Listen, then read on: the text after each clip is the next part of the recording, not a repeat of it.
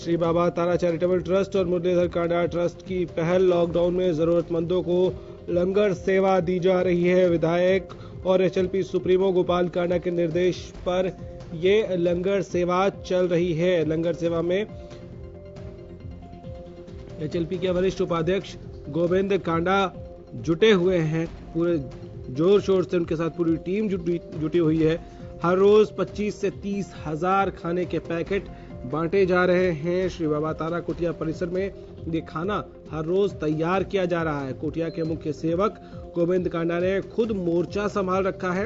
Lockdown के दौरान एक भी जरूरतमंद भूखा न सोए, ये गोविंद कांडा ने कई बार दोहराया है। लॉकडाउन जारी रहने तक लंगर सेवा जारी रहेगी। इस वक्त की बड़ी खबर आपके साथ साझा कर रहे हैं। श्री बाबा तारा चैरिटेबल ट्रस्ट और श्री मुरलीधर कांडा ट्रस्ट की पहल पर यह लंगर सेवा चल रहा है। अमित तिवारी हमारे संवाददाता हमारे साथ जुड़ गए हैं। अमित, इतनी बड़ी लंगर सेवा, इस अथक प्रयास के साथ, इतनी बड़ी टीम के साथ और हर रोज वैरायटी के खानों के साथ, आसान तो बिल्कुल नहीं है। क्या है जो मोटिवेट कर रहा है इस टीम को? जी, निश्चित रूप से गौरव, सबसे बड़ी बात यही है कि हजारों लोगों के लिए खाने की व्यवस्था और लगातार करते रहना एक बड़ी बात है, बड़ी सेवा का काम है, जो सामान्यतः कहीं भी देखने को नहीं मिलता। हालांकि जो लॉकडाउन का जितना लंबा पीरियड हो रहा है उसमें लगातार गुणवत्ता के साथ और वैरायटी बदल बदल कर खाना देना एक अपने आप में बड़ी बात है। और यह निश्चित रूप से इससे प्रेरणा जो समाज सेवा की और जो एक तारा बाबा का एक आशीर्वाद है उसे कहा जाएगा, और एक जज्बा भी है कि लोगों के लिए सेवा करनी है। और इसी जज्बे के साथ जो विधायक गोपाल कांडा लगे हुए हैं और उन्हीं के निर्देशन पर, उनके मार्गदर्शन में, गोविंद कांडा के संयोजन में यह लॉकडाउन लंगर सेवा लगातार जो है जारी है और हर रोज इससे हजारों लोगों को लाभ मिल रहा है। जी ठीक है, एक बात बताइए कि अमित, जब से ये लॉकडाउन शुरू हुआ है तब से ही विधायक और एचएलपी के अध्यक्ष जो हैं गोपाल कांडा, उनके निर्देश पर ये चल रहा है। ये कैसे डिसाइड होता है कि आज मेन्यू क्या होगा? क्योंकि ये बहुत रोचक है लोगों के लिए भी जानना कि इतनी बड़ी लंगर सेवा, 28 से 30 हजार अब तो लगभग संख्या पहुंच गई है। ये कौन डिसाइड करता है, कैसे तय होता है कि इतनी बड़ी लंगर सेवा में मेन्यू क्या होगा अगले दिन का? जी बिल्कुल, इसमें सबसे बड़ी जो एक जो मार्गदर्शन का काम, संयोजन का काम है, वो स्वयं कुटिया के मुख्य सेवक हैं गोविंद कांडा, वे संभाले हुए हैं। और वे ही मुख्य रूप से जो कुटिया के अन्य जो सेवक हैं उनको निर्देश दें कि इस तरह से जो आज यह भोजन देना है। और दरअसल सबसे बड़ी बात है कि जब अष्टमी मनाई गई थी, दुर्गा अष्टमी, उस दौरान हलवा, पूरी और छोले का प्रसाद जो है वो किया गया था। बीच में खीर दी गई, चावल हर रोज बनते हैं, गुणवत्ता के साथ बनते हैं और इतने लोगों का व्यवस्था बिल्कुल सुचारू रूप से चलती रहे, इसके लिए बाकायदा 3 ऑटोमेटिक प्लांट भी, चपाती प्लांट लगाए, जिनकी मदद से 3000 रोटियां जो है वो 1 घंटे में तैयार हो जाती हैं। तो ये सब पहले से तैयार किया जाता है कि कल का मेन्यू ये रहेगा और सुबह में ये दिया जाएगा, शाम को ये दिया जाएगा, क्योंकि उसकी पैकिंग का और सभी तमाम तरह की व्यवस्था है वो उसी करनी होती है। कभी कड़ी दी जा रही है, कभी दाल दी जा रही है, कभी किसकी सब्जी दी जा रही है, तो तमाम तरह की बातें हैं। पूरा जो संयोजन है वे गोविंद कांडा करते हैं और वह अपनी टीम को निर्देश देते हैं, उसके हिसाब से पूरी व्यवस्था को जमीनी स्तर पर उतारा जाता है। जी ठीक है। अच्छा, ये मशीन जो है ये भी बहुत इंटरेस्टिंग मशीन है।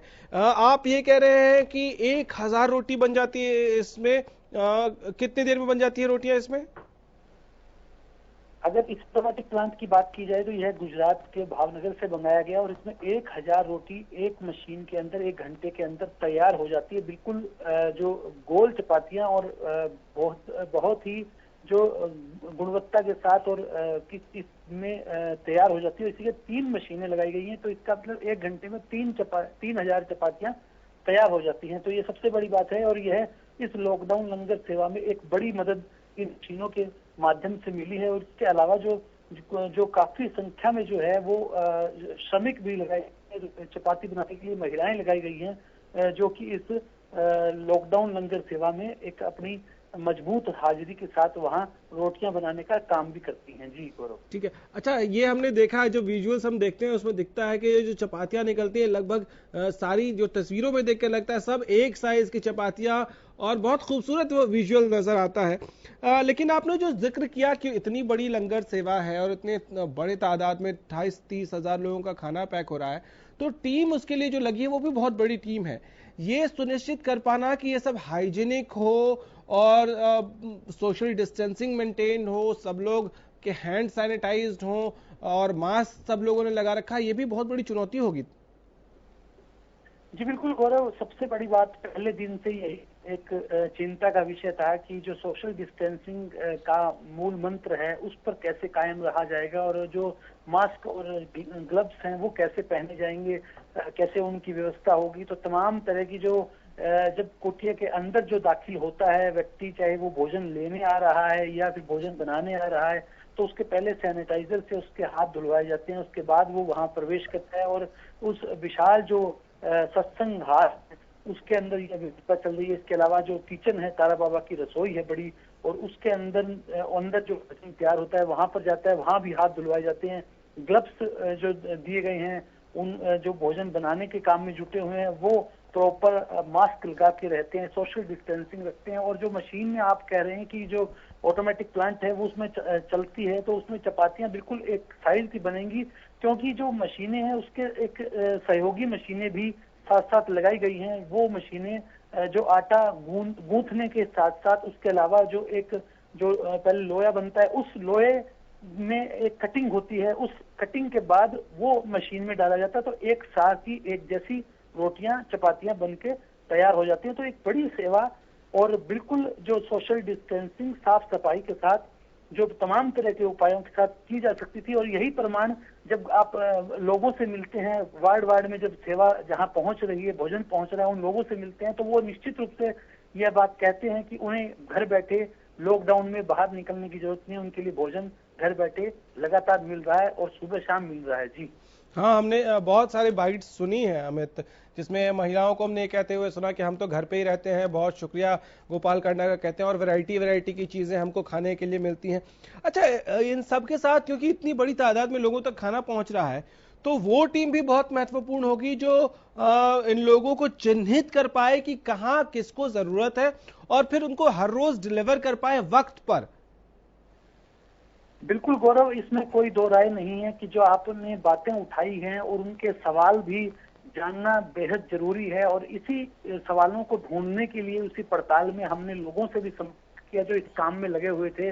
दरअसल जो काफी संस्थाएं सिरसा की जो समाज में जो वार्ड वार्ड में लोगों तक खाना पहुंचाने का काम कर रही हैं, वे भी जो है कुटिया से प्रसाद ले जाती हैं। एक संस्था सखी हैं, उनके जो प्रधान हैं, उनसे हमारी मुलाकात हुई। उनका कहना था कि उन्होंने कई वार्ड जो है वो मांग के लिए उनके सदस्य कुटिया से भोजन लाते हैं, बना हुआ पैकेट लाते हैं और वो आगे पहुंचाने का काम करते हैं। इसी तरह से जो वार्ड पार्षद हैं की टीमें बनी हुई हैं, और मैंने जो स्वयं जो ग्राउंड जीरो पर जाकर देखा है, जो उनका काम देखा है उन लोगों का, कि जो काफी युवा शिक्षा है, काफी संस्थाएं हैं, वो जमीनी स्तर पर जुड़ी हुई हैं लोगों के साथ। वे भोजन भले ही लाती हैं, उनका पहले से सिस्टम था और वे कुटिया से जुड़ गई और वो वहां से भोजन के पैकेट लाते हैं और पहुंचाने की सेवा का काम करते हैं। और उन्हें इस बात की खुशी है कि धन और मन जो है, अगर गोपाल कांडा और गोविंद कांडा लगा रहे हैं तो वो अपने तन की सेवा दे रहे हैं।